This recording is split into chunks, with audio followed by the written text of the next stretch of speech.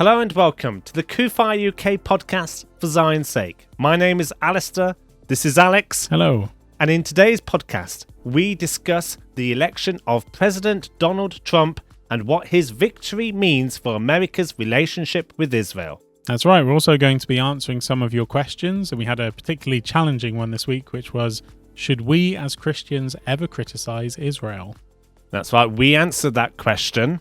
And if you have any thoughts or questions about the US election or any of the topics that we discuss in this podcast, then please leave your comments below.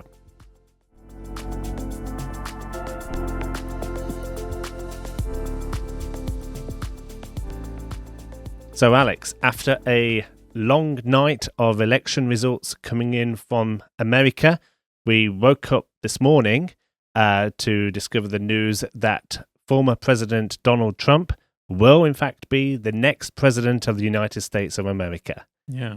And a significant day for the United States, a historic moment, and we're going to be talking about what this means for Israel. Yep. So, did you burn the midnight oil last night, Alex? Not at all. No, I actually went to sleep when no results had been announced and then woke up this morning and found out the news. So, yeah, unlike some people who maybe didn't get as much sleep. Well, yeah, I went to bed a little bit later or earlier, but yes, I was sort of led into the excitement of watching the results came in. But eventually, I did go to sleep, and obviously woke up to the or nearly woke up. I've nearly woken up to the news that President Donald Trump is going to be the next president. Yeah, and obviously people watching this, watching the day after, we're obviously filming this on the Wednesday, reacting to the results straight away, sort of thing. That's right. Yeah. Yes. So they might even be still counting, I think, in a couple of the states. But it is clear as we do this podcast that the result is definitive.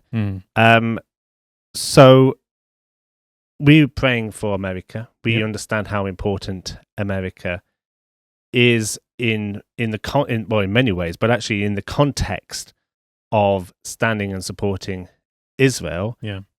America is Israel's largest and greatest ally. Yeah. And over the last 4 years, it's been a bumpy ride, hasn't it? As we here in Britain have been watching this relationship between Israel and America be tested. Yeah. I think it is fair to say that America still is the greatest ally of Israel, but it hasn't been without its challenges. Yeah. And I think many will be hoping that under President Trump, a corner will be turned and that Israel will get the full support that it needs and it deserves to be able to continue to be to defend itself, to be a stable and secure nation in the Middle East and a secure home for the Jewish people and all who live there. Yeah, definitely. I think it's sometimes strange for us as Brits. Obviously, we weren't able to vote. We're not involved in that election. No. And we should point out as well, CUFI is non-partisan. So we are neutral in politics, even though we have our own personal opinions on things. But we are looking at this analytically. We're looking at it from the reality that, President Trump has won. We hold each person to account for how they treat Israel. Each administration. Same with our own government.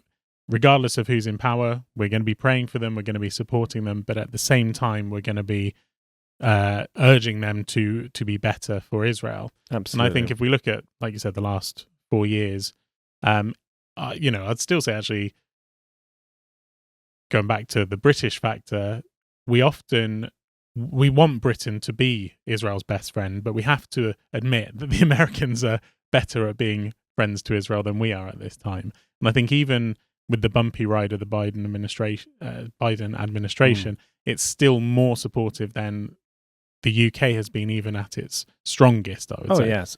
So I think, we have to weigh these things up. But of course, there was the unknown at the same time as to what the future would have been like under Kamala administration. Yeah. We will not know.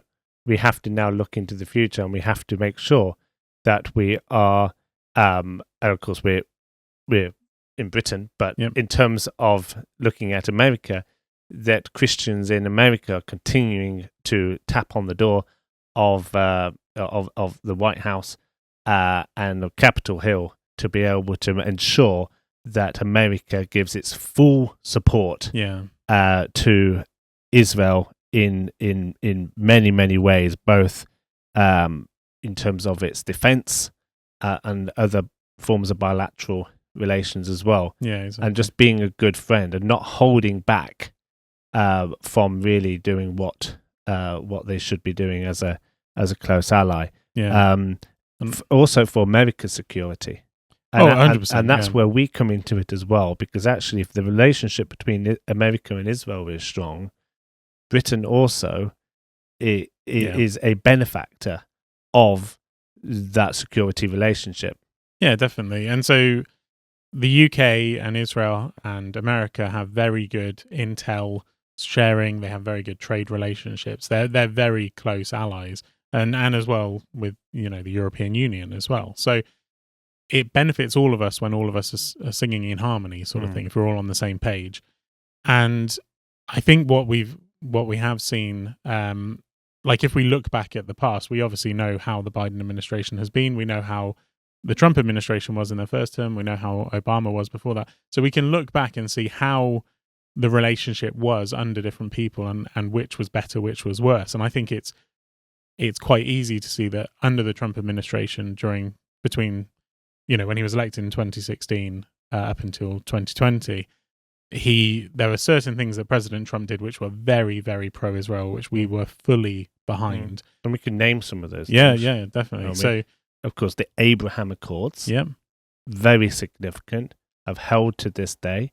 That was a legacy, really, in what brought the United Arab Emirates and Bahrain into friendship and with Israel, which has seen tremendous benefits economically, with trade, and also protecting the risk of conflict as well between the Arab states.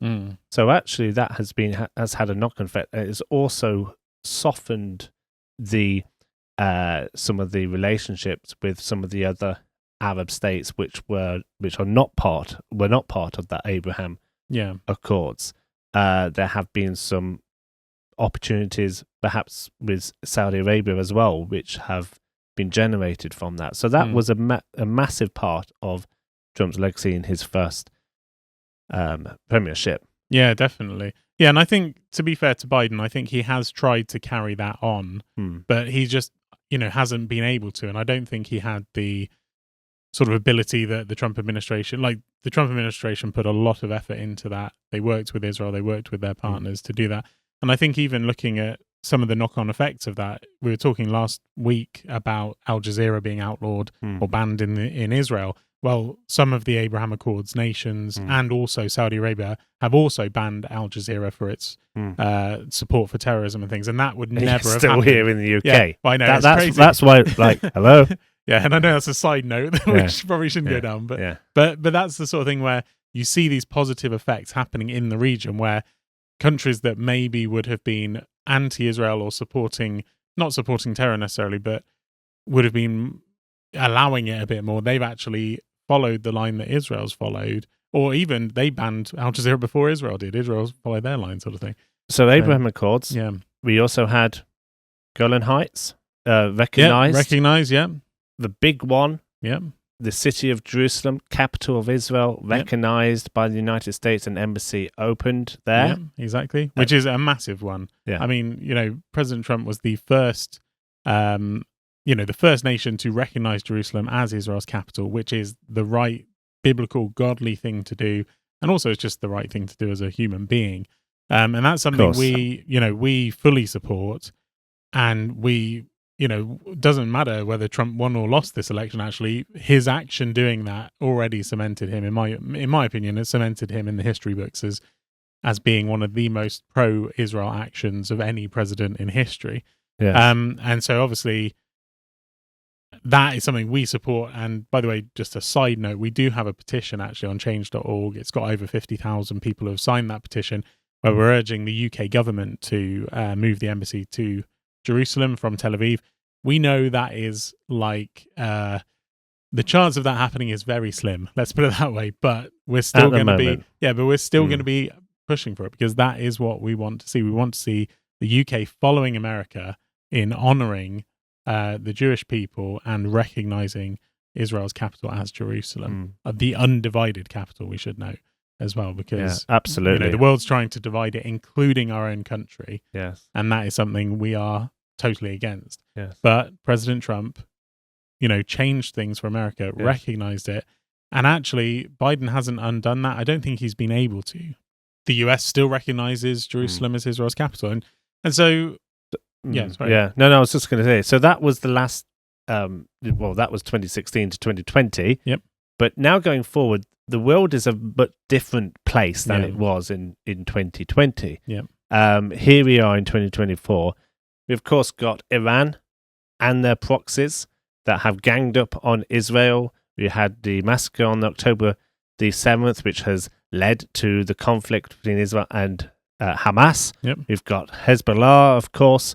That have been bombarding Israel over the past year and prior to, of course. But that, of course, Israel now has a war with Hezbollah in Lebanon. We've got the Houthis that continue to bully Israel and our allies in the Red Sea and have attacked Israel as well directly. And, of course, the Iranian regime themselves, which have attacked Israel now twice in the past 6 months.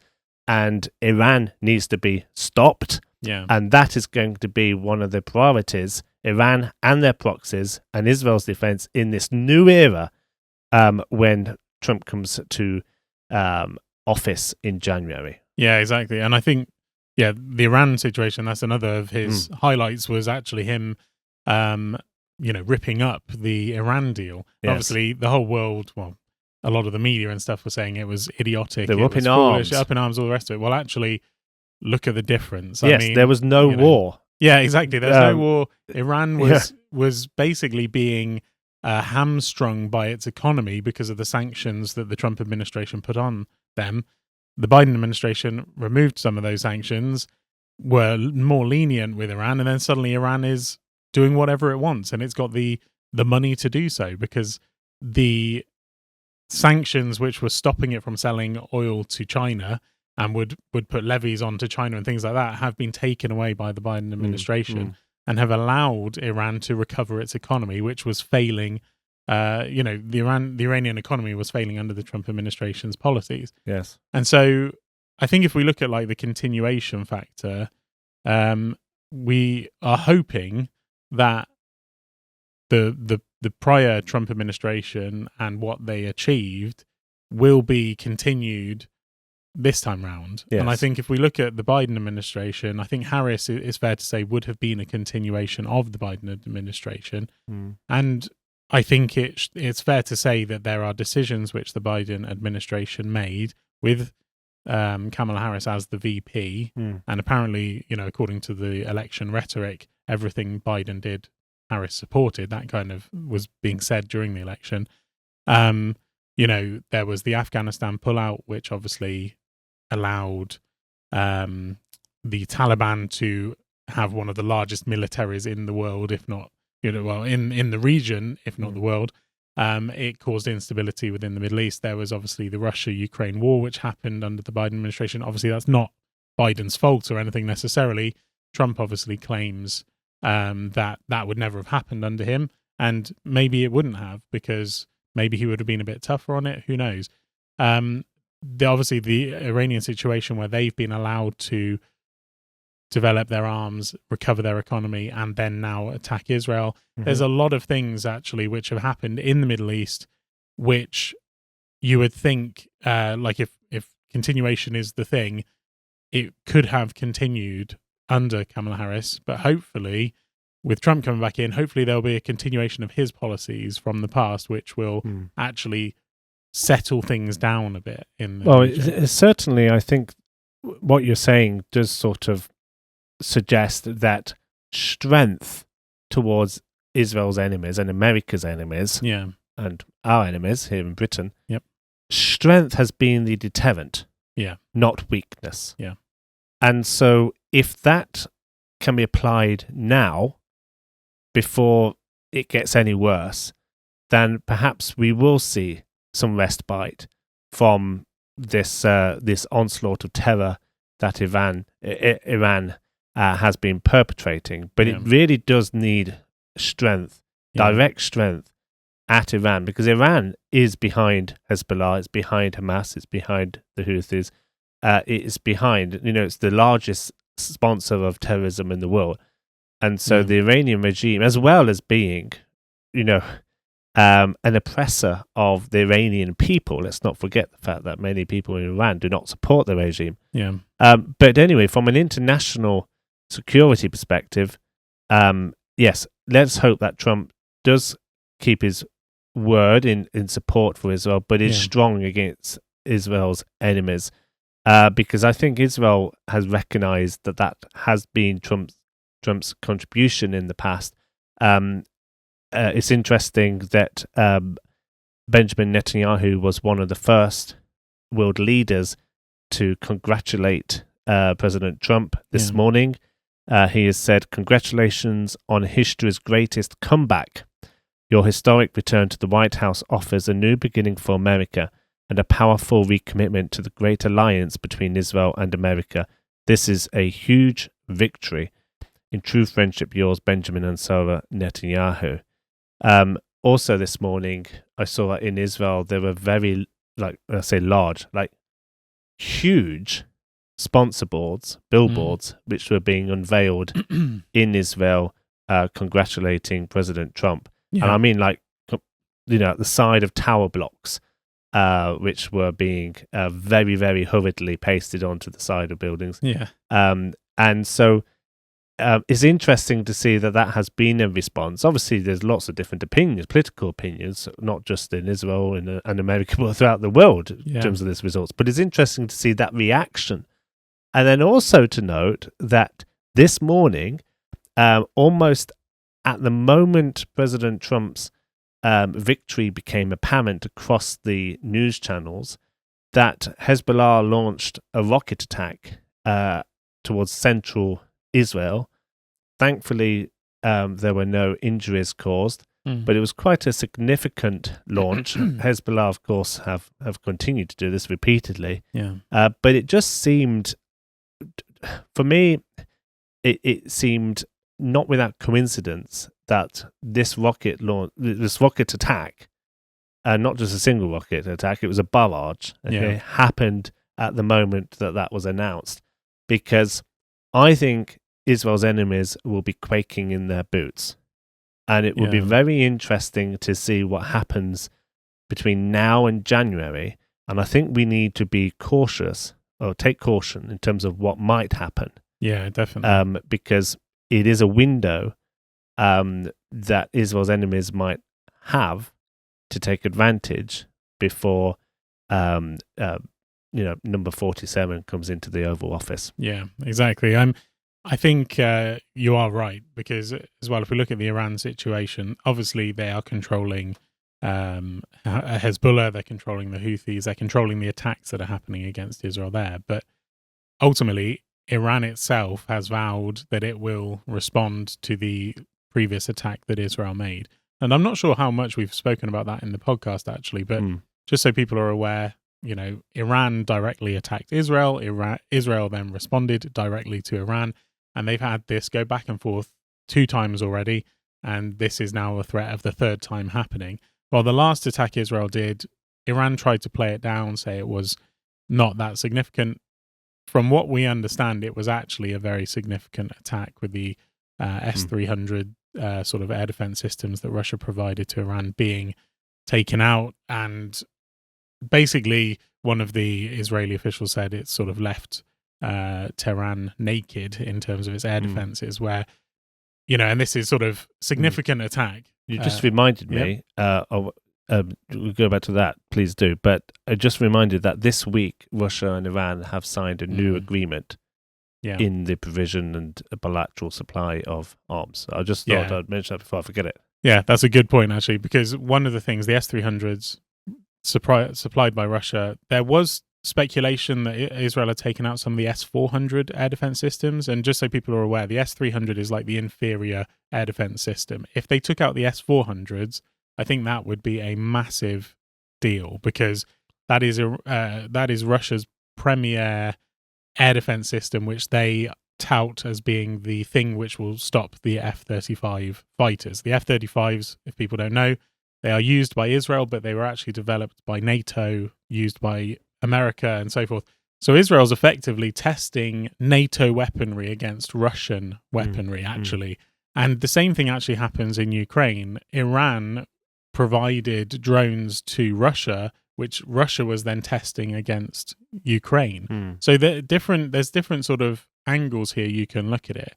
But ultimately, I think, one thing Trump has said is he's coming and he's saying he wants to stop wars, not start wars. In the past, he's been accused of, being someone who, because of his rhetoric and so forth, the accusation has been that he will start wars. Well, the reality is actually the opposite. He didn't start a war in his presidency. I think he's the only president to actually have no wars start under him or something in the last few decades. But when we actually look at the situation at the moment, we've got Russia in Ukraine, we've got obviously Iran and Israel against each other, and there's a lot of different actors getting involved. North Korea's sent troops to Russia. Russia's made an agreement with Iran. Obviously, Israel and the US and Israel and the UK and Israel and NATO and so forth have different agreements. And actually, they are all connected. You can't say, well, let's not worry about that one. Let's only worry about this one. They are all connected. Yeah. And I think as well, looking at it from a Christian perspective, Bible prophecy, we're all trying to understand what is going on, in relation to Bible prophecy. Well, one of the key things that Pastor Hagee, for example, has said is that Iran will attack Israel, and also that Russia will attack Israel. That's something that he has been preaching for decades now.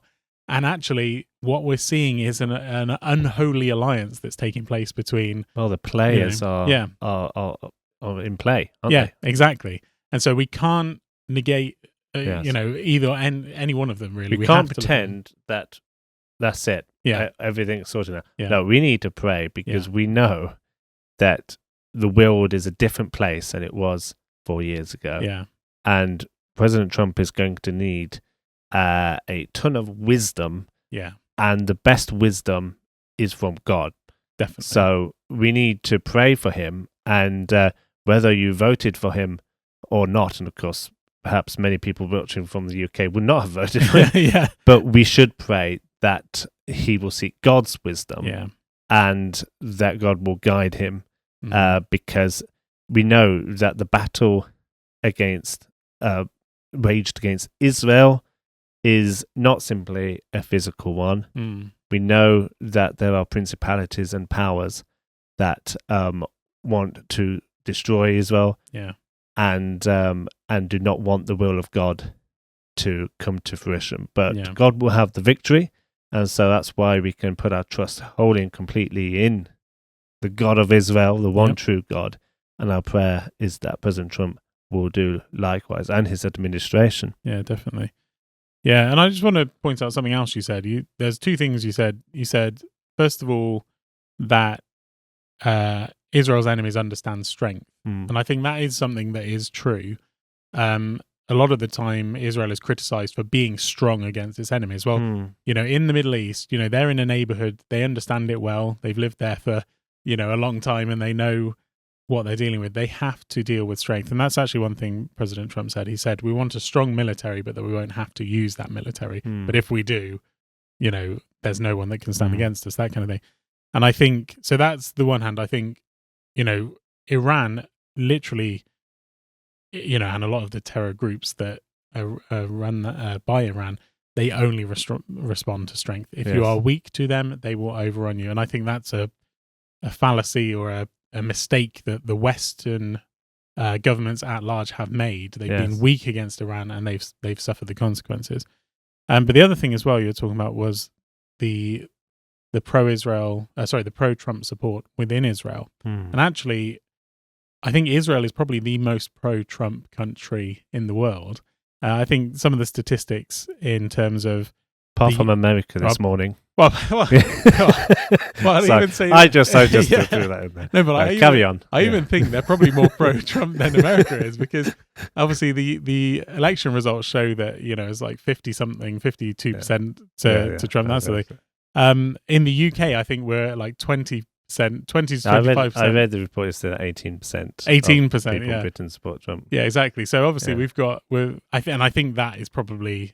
Might be a little bit of bias. There might be a little in the media. Maybe. Yes, I think that is a symptom of media bias. I think actually, I think some people in Britain need to open their eyes a bit in terms of who they listen to and don't, because I do think that is a heavy swaying against someone who's just won the majority of the vote in our greatest ally, sort of thing. I think that's probably a misunderstanding of America a bit, or a symptom of the bias in our media.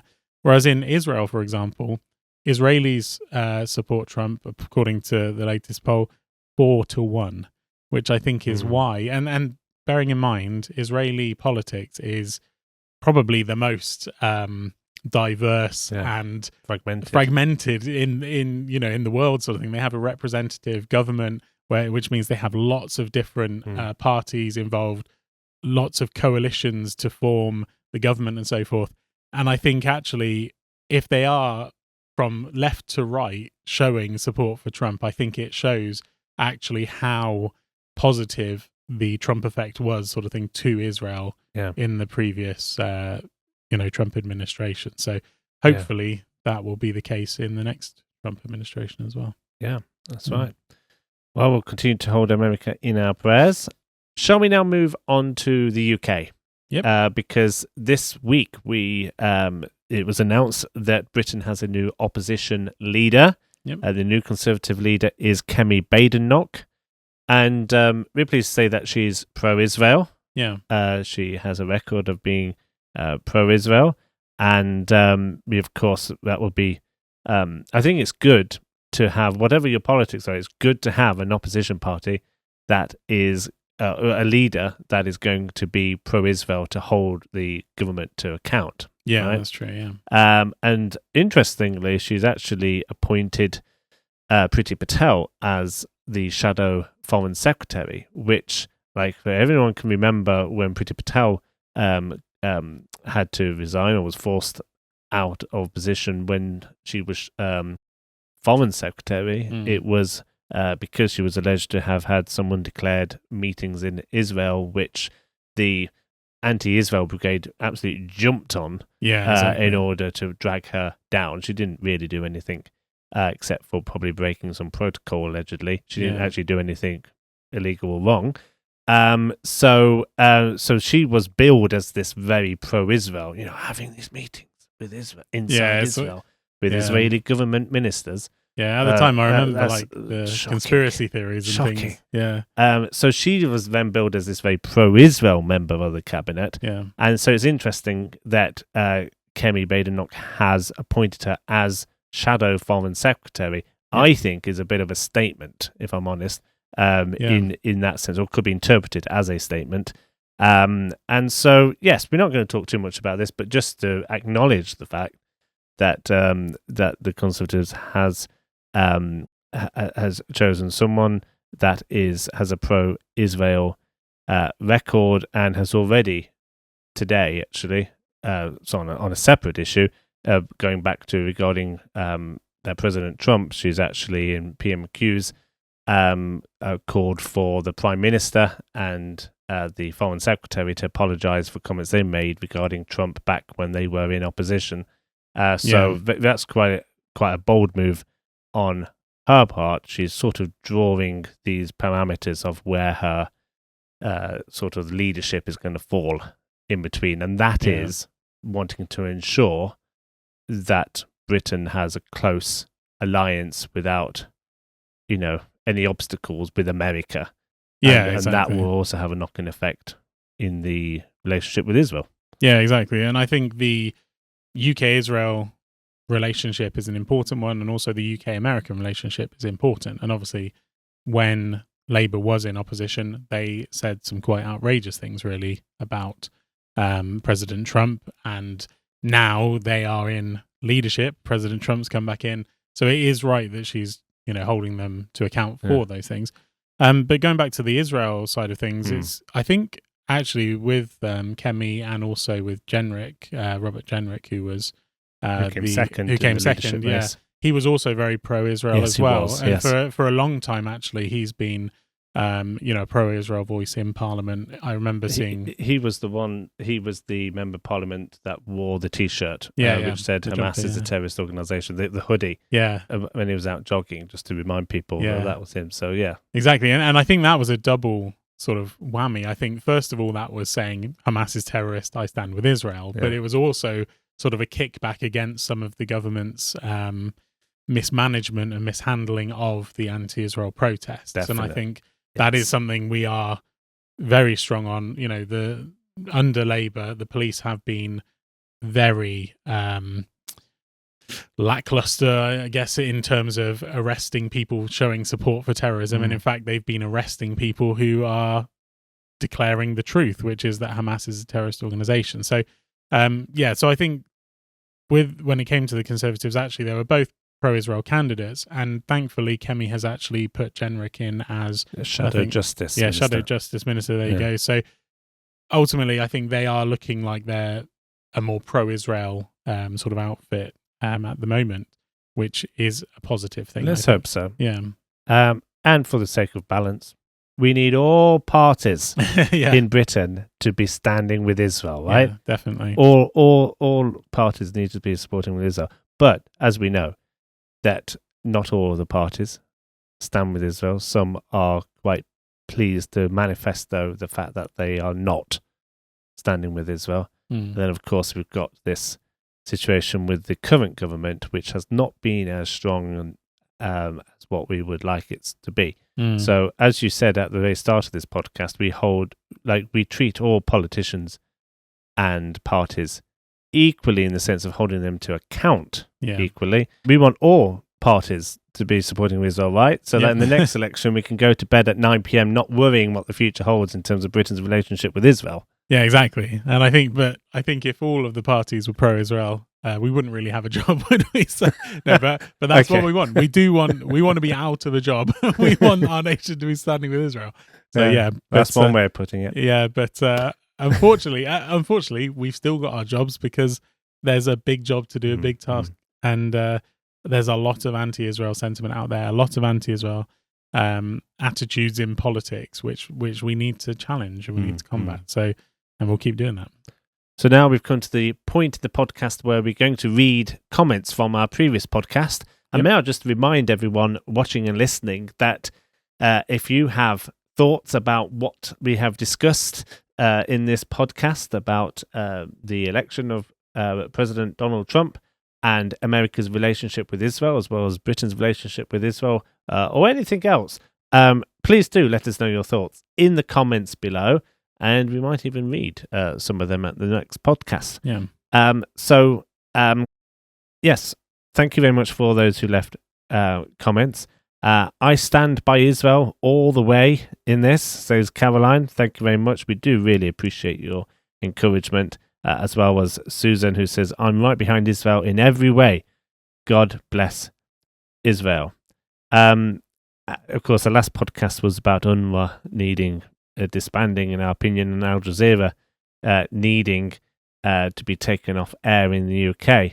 And one of the things that we spoke about was the killing of Sinwar by the IDF forces, the leader of Hamas, or now former leader of Hamas.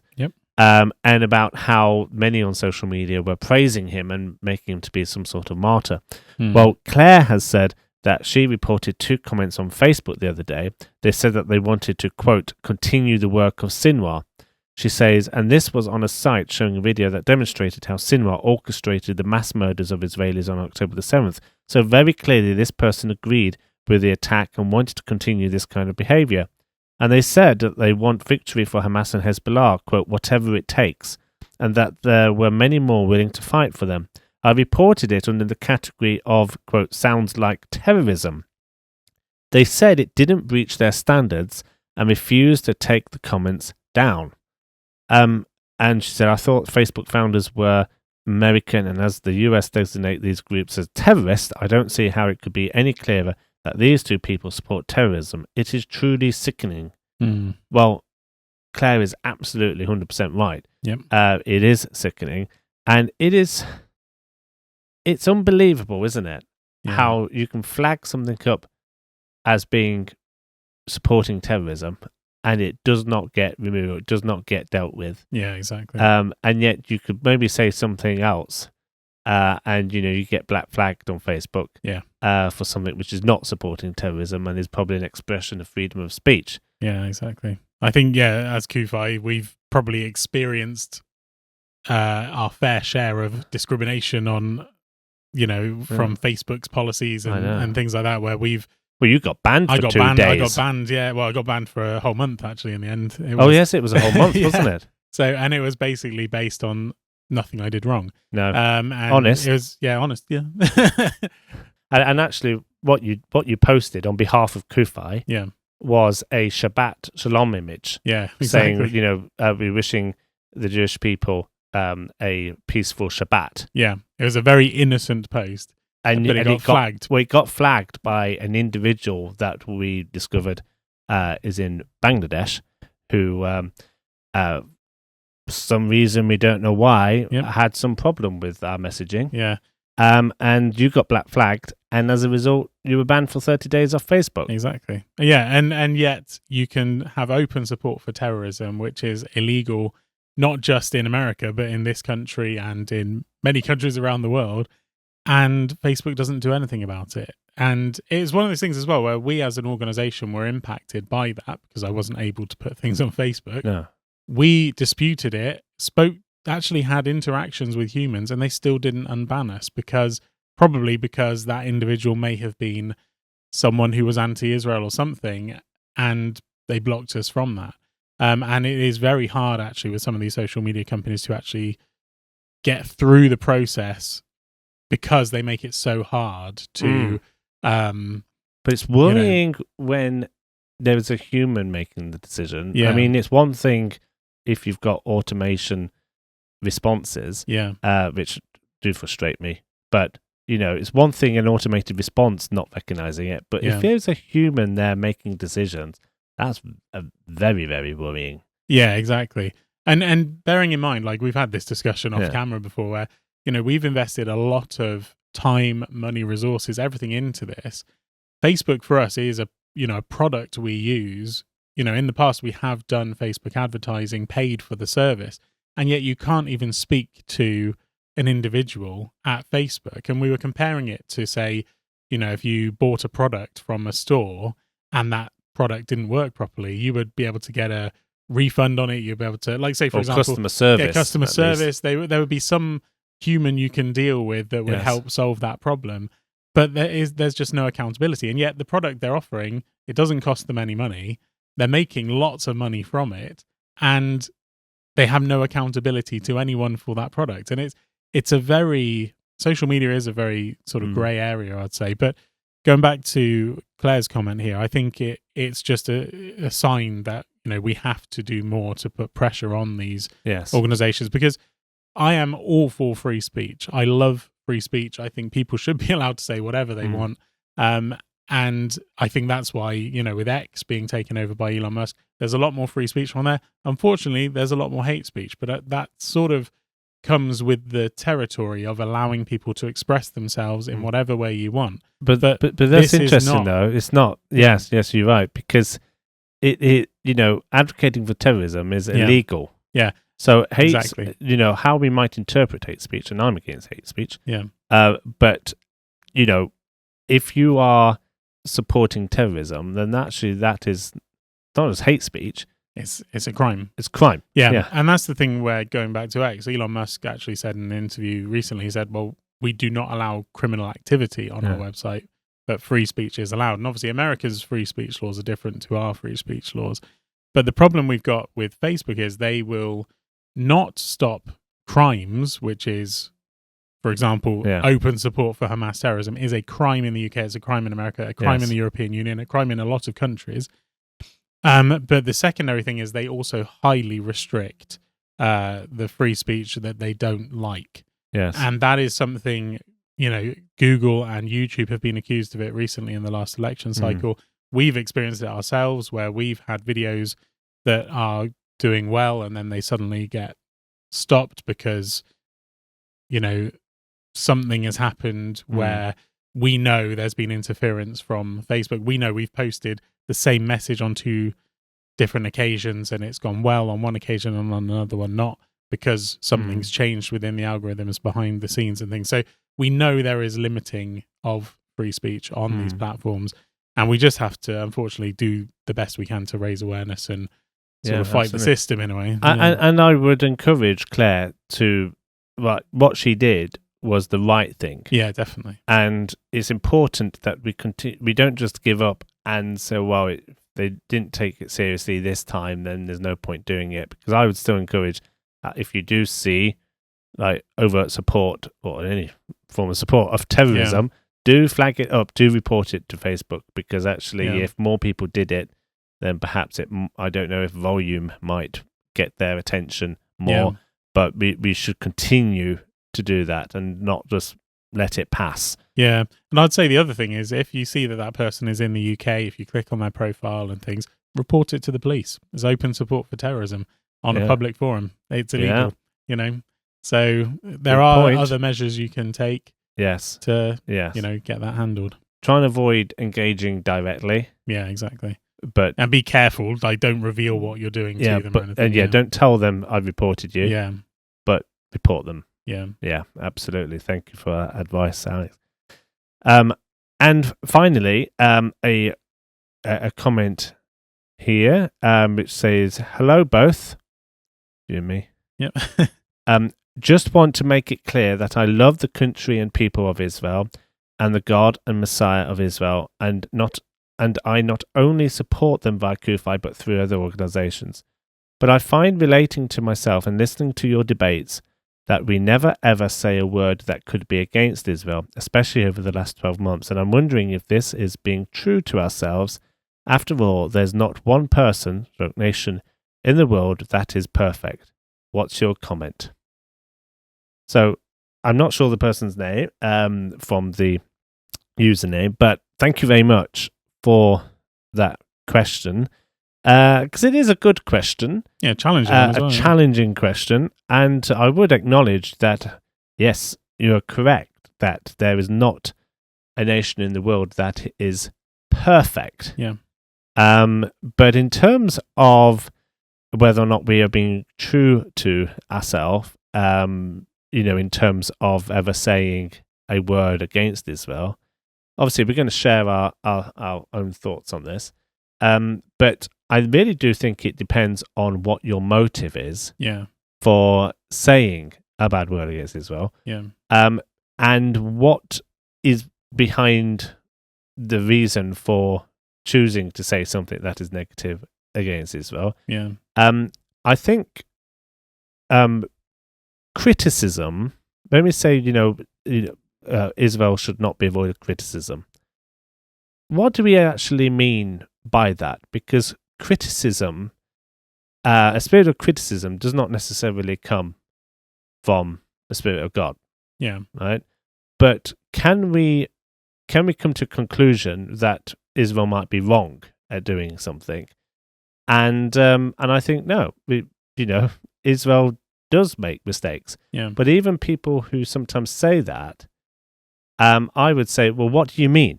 What mistake? Because we believe our calling and our position is to defend Israel. Yeah.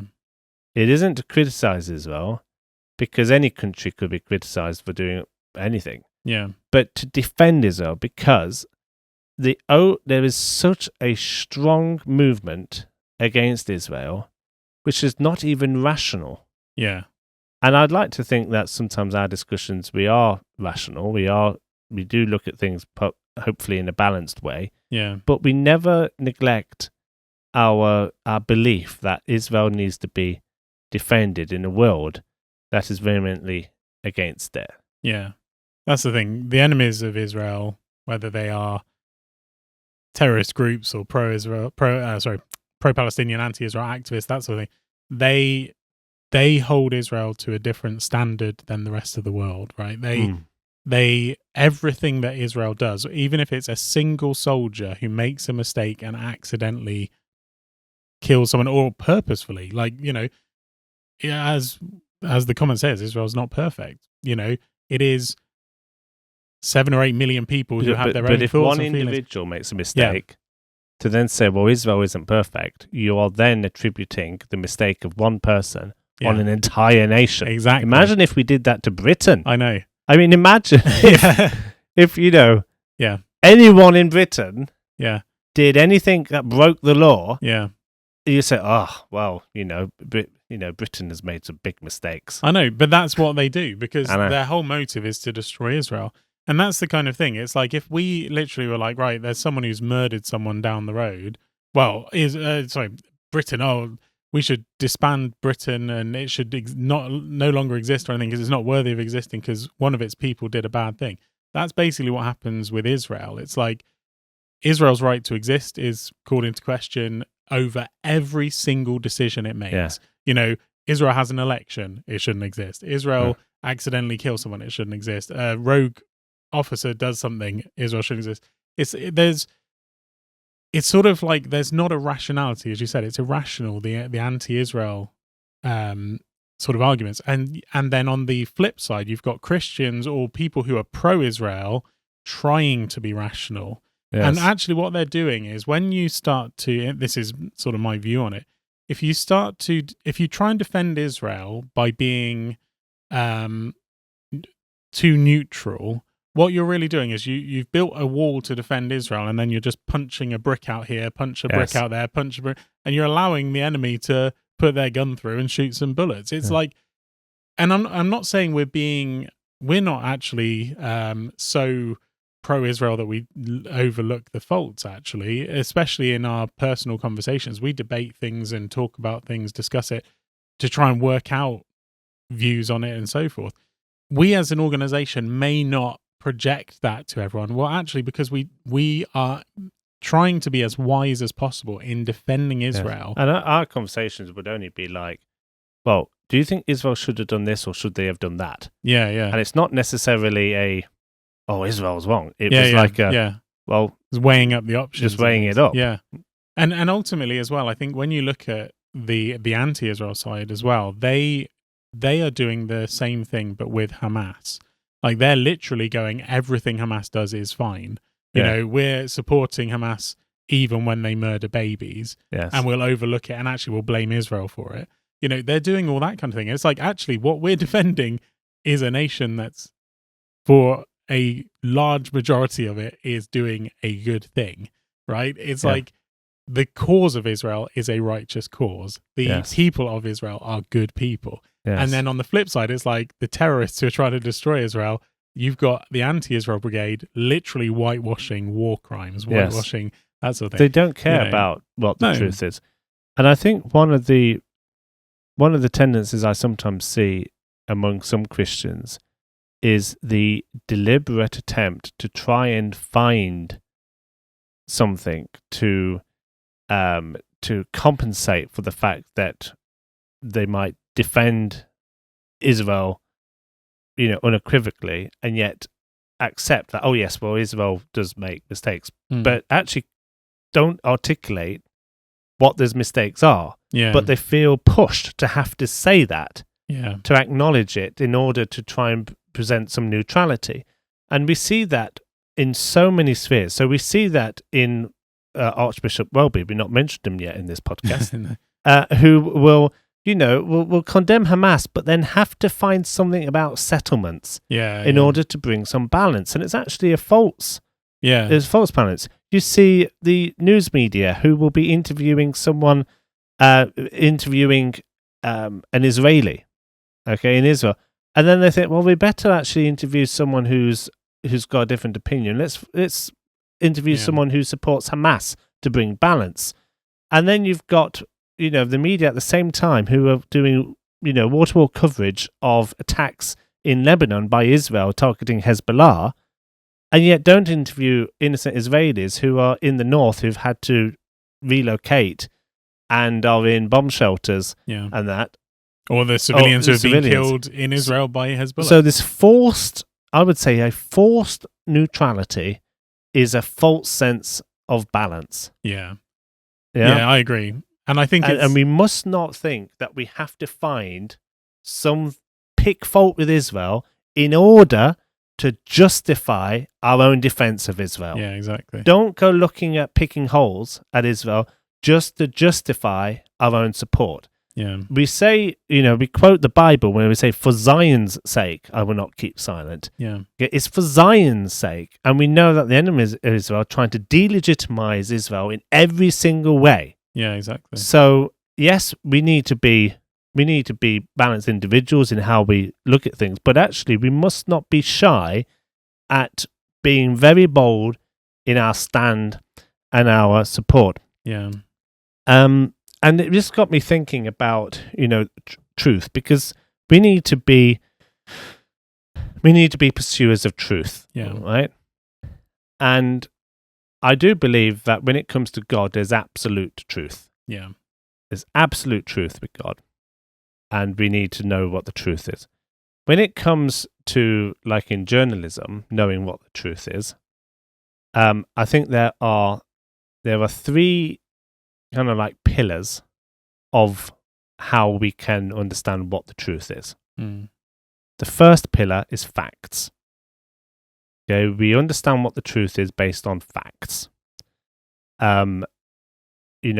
If the just to give an example, if an Israeli soldier killed a Palestinian, that's a fact. Okay, that goes down as a statistic. That's a fact. The second pillar is context. Context explains why the IDF soldier killed the Palestinian. Yeah. The context reveals that the Palestinian was holding a grenade that he was about to throw at the IDF soldier. Yeah. So that's fact coupled with context. Yeah. Brings you to an understanding of the truth. And then there's a third pillar, and that third pillar is perspective. Yeah. And the third pillar answers the moral question. Should the IDF soldier have shot the Palestinian that was holding the grenade? Yeah. And very often our perspective shapes our worldview. Yeah. Or the conclusion of that. So either our worldview shapes that conclusion, or the conclusion shapes our worldview, actually. Yeah. And so that answers the moral question. And the moral question, well, actually, the IDF soldier was protecting and defending themselves and defending innocent people and had to make that decision. Mm. And you arrive at that truth. Whereas what the world does, okay, it gives not false facts. The false facts are lies. Yeah. Okay? It takes the facts, it fails to provide the context, and it also fails to provide a perspective. Yeah. Because the perspective is being shaped in the secular world, is being shaped by a wrong worldview. Yeah. Our worldview as Christians should be based upon the Bible. We need a biblical worldview. Yeah. And so by having a biblical worldview, it helps us to take the facts, this happened, understanding the context, which is this happened because, and then having a right perspective of the overall picture. Yeah. And so much in what happens which involves Israel, the media undermines the facts, it fails to give the context, and it doesn't give any overall worldview, or has a different worldview. Yeah, I think it actually gives quite a lot of worldview. Yeah, it gives a lot of worldview. We understand it doesn't give a truth-based worldview. Yeah. And I think to just apply this, or to use a scripture illustration for this, I think about the 12 spies. Mm. The 12 spies that were sent by Moses and Aaron into the land of Canaan. The 12 came back with an almost identical report of the facts. Yeah. They all said that the people were strong. They all said that they were mighty. They all said that it made them look like grasshoppers. Mm. And so their report of the land was almost identical across all 12. But the two, Joshua and Caleb, right, they came back, gave the exact same report of the facts, but their perspective was completely different. Their perspective was that, yes, they might be mighty, they might be strong, but God is going to deliver us. Yeah. And the Bible says that Caleb had a different spirit in him. Yeah. He had a different worldview. Joshua and Caleb had a worldview which was based upon the promises of God. Yeah. And despite them feeling like grasshoppers, despite them seeing that these were mighty men, they also saw the milk and honey. Yeah. Or they saw the land was fruitful. And so that helped with their perspective. Whereas if they'd simply gone on facts without worldview and without context, they would have just followed the other 10. Yeah. So that's why I think in our approach to these things, we have long chats, and I hope that through this podcast, week after week, we take the facts, and what we try and do is give some perspective. Yeah. And without that, and without the worldview, and without the perspective, we will be left with just the facts that the media give us. Yeah, exactly. And also, I think flipping that the other way, I think you're right what you said, but flipping it the other way, when you have a worldview which is anti-Israel, a lot of the time they then ignore or change how they present the facts. Change, like you said, the facts that aren't true are lies. Well, that's what happens because they have a worldview which is anti-Israel. So they see a Palestinian being killed by an Israeli. They then ignore the fact that Palestinian was a terrorist. In fact, they might even say, well, he was only a terrorist because of Israel's actions. He was reacting to what Israel did. And then... That's context. Context, yeah. So they'll change the context to suit the narrative based on their worldview. And then the facts will also be changed as well. Yeah, it's all being changed. So all three of them, basically, but what I'm saying is I think the worldview, the narrative, is what shapes the story based on who is telling it. So you can have two different sides. That's why they say in an argument you have your truth. It's your side, their side, and then the truth or God's view, sort of thing. Because ultimately, you can have two people in an argument who are both who feel right, and they might both be right in a way, in the fact they're both offended, they're both upset, they're both hurt, but actually, there's something in the middle which actually would resolve the issue, that sort of thing. But anyway, but the worldview is dependent actually upon the facts and the context. Yeah, because if you just had a worldview which was anti-Israel, you actually then would overlook all facts and all context. And in some respects, if Israel did make a mistake, then the pro-Israel worldview, you could say, well, actually, I'm not going to be prepared to look at the facts. Yeah. But I can tell you that's extremely rare in my own experience. And I would actually say, that's one of the things, because we have had some interactions with people who maybe see Israel as it's almost like an idolization of Israel, where it's like Israel cannot do anything wrong. We're not seeing it that way. We know that Israel can make mistakes, but at the same time, I've had people talk to me who are saying, look, Israel has done this wrong, Israel's done that wrong, they're clearly not God's people. It's like, have you read the Bible? I know. Have you looked back in history when Israel has made mistakes time and time again? Have you noticed that went from facts or rather lies to worldview? Exactly. And the worldview oftentimes is one of replacement theology. Absolutely. And these are friends of mine who I break bread with. It's not people who I'm against or angry to or anything like that, but they clearly have missed the truth about this subject. And I think, unfortunately, that's the thing with replacement theology, which I think is the biggest thing we need to challenge. Yes. And, I don't know where this comment, this comment's obviously led us on a whole big conversation. Yes. I think it is honestly touching on the things we need to, because this person may have a replacement theology mindset. They may not be convinced about the whole standing with Israel thing, Or it might just be a genuine conscience question. Yeah, of course. Question. Yeah, but it's like, these are the things we're sort of wrestling with and we have to work out. But one thing I would say is, when it comes to Israel is the only country on earth that has been founded by a sovereign act of God. And I think because of that, there is a spiritual element to Israel. Satan wants to destroy Israel. He doesn't really care. I know he does want to destroy the West, destroy any country that has a Christian basis and so forth. I do think there is that. Satan, you mean? Yeah. Satan, yeah.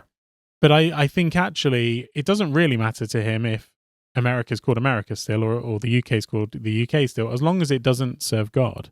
Whereas Israel, Satan wants to wipe it out completely. There is a spiritual element to this. And I think it's the same thing with Christians as well. Like, so many Christians have been led astray, not because they've believed blatant falsehoods of Hamas. It's because they've believed someone who has got it almost right, but slightly wrong, and then they've gone askew. And I've used the example before where you have, I'll say this example quickly, where when I was younger, we were having a satellite dish repaired because we had Sky TV and we weren't getting any signal. So the satellite man came along, he was repairing it, and I was chatting to him, and he said, oh, it's, a couple of centimeters or an inch off or something like that. I was like, oh, that's not much. And he said, yeah, but think about it. If it's only a tiny bit off down here, but the satellite is about 4 miles off. And it really opened my eyes up to, I don't know how God spoke to me through this, but he sort of said, that stuck with me, where sometimes we can have our theology just slightly off, but further down the line, it's a mile off. Yes. And I think if you look through history, look at all the times the Christian church has split from each other, and we've got thousands of different versions of Christianity where they've disagreed on one thing here and there. Well, some of those theological views started off as a tiny grain of anti-Israel sentiment, and now look where we are now, where some Christian groups are so anti-Israel because they allowed themselves to go off there. Do you see what I'm saying? I think you made a good point regarding the biblical reference, because actually delegitimizing Israel biblically almost by default means you're going to delegitimize Israel nationally, physically in the present. Yeah. And I think it was a good example you gave, because look, if you do read the whole of the Hebrew Bible, what Christians refer to the Old Testament, and you look at God's dealings with Israel, and you were to base your, your understanding that Israel made many, many mistakes, without acknowledging the fact that God demonstrated his favor and his grace and his mercy upon that nation by bringing them back to their land, then actually you have a wrong worldview. And our worldview is based upon, the promises that even though Israel in the Bible did not always obey God, that God was faithful to restore his people to the covenant, which, by the way, was an everlasting covenant made to the children of Israel. And that was God's favor. When Israel was taken into captivity, Israel and Judah taken into captivity because of their rebellion, because of the fact that they had disobeyed, God brought his people back. Why did he bring his people back? It wasn't because actually they decided to turn back to God. In fact, it was because God remembered his covenant with his people. And brought them back to the land. And it was when they came back to the land that suddenly a reformation took place among the children of Israel to get back to their Bible, to get back to the Torah, and get back to the feast, and get back to everything. And God brought them back because he was favorable to his people, because he had mercy upon his people. And today I do believe it's part of our theology that God will restore the nation of Israel, and that God has brought and is bringing actively his people back to their ancestral homeland. And yet, who are we as Christians, as Gentile believers, to sit here and say that, oh, Israel's been a bit bad, hasn't it? You know, it's not doing what it should do. We completely undermine the everlasting promises, the everlasting covenant that God made with Abraham, Isaac, and Jacob, which has promised that they will be a people forever, a precious people, with a land promised to them and a covenant promised to them. I mean, we have to take that perspective. Yeah, exactly. Yeah, I mean, it's one of those things where I think a lot of the time Christians who are saved by grace don't have much grace for the Jews. And it's like, actually, you know, why are we saved? We're not saved because of works. We're saved because of God's grace. Why are the Jews God's chosen people? Not because of anything they've done. It's because of God's grace upon them, right? And it's, you know, go to Ezekiel 36, verse 22. Therefore, say to the house of Israel, thus says the Lord God, it is not for your sake, O house of Israel, that I am about to act, but for my holy name, which you have profaned among the nations where you went. Yes. So basically, God acted to bring them back to their land, not because of their actions, not because of anything they did, but because of his name. Because he promised from his name, he made a vow in his name, and there is no greater authority in heaven and earth than the name of God. God is that authority. When we swear upon something, I wouldn't recommend doing this, but when you make a vow, you know, I swear on my mother's life or whatever, people say that sort of thing. They're saying it based on not something of their own. It's not, I swear on my life, it's I swear on my mother's life, because you value your mother more. You wouldn't dare to do anything. And by the way, I wouldn't say people would swear on their mother's lives, but you make a vow on something bigger than you, right? Yes. You make a vow on the Bible. You say a pledge on the Bible, that sort of thing, because the Bible is more important than you. When people make vows, they do it on something bigger. God could not make a vow on anything bigger because he is the biggest authority. Yes. So he said it for his name's sake. Yes. And therefore, you know, literally there is nothing any human being can do. There is no power on heaven and earth that can come against the will of God. And God himself is the God of Israel because of his name. Yes. The highest authority. Yes. Hopefully that made sense. Yes, on the vow thing on it. Yes. Yeah. No, you're absolutely right. And I think, you know, let us all pray that it will be the Bible that helps us to nurture our worldview so that we can give a strong defense of Israel as we support Israel. Because we always say, don't we, here at CUFI, that standing with Israel is not a political issue, it is a Bible issue. Yeah. And that's important to remember when we consider what we actually, going full circle, when we started this podcast, we spoke about the election of the next president of the United States, Donald Trump, that even though, you know, we want America to stand with Israel politically, the Bible has to be the foundation of that support. And CUFI is working tirelessly in the United States at ensuring that that the U.S. government and the Congress, both houses, you know, form policies that are standing with Israel, because that is a reflection of our biblical belief that standing with Israel is doing what God wants us to do. Yeah, it's based upon the Bible. It's based upon Scripture, and we have a similar task here in the United Kingdom, and we need your help. We need your support. We appreciate all of your support in helping us to do that here in Britain.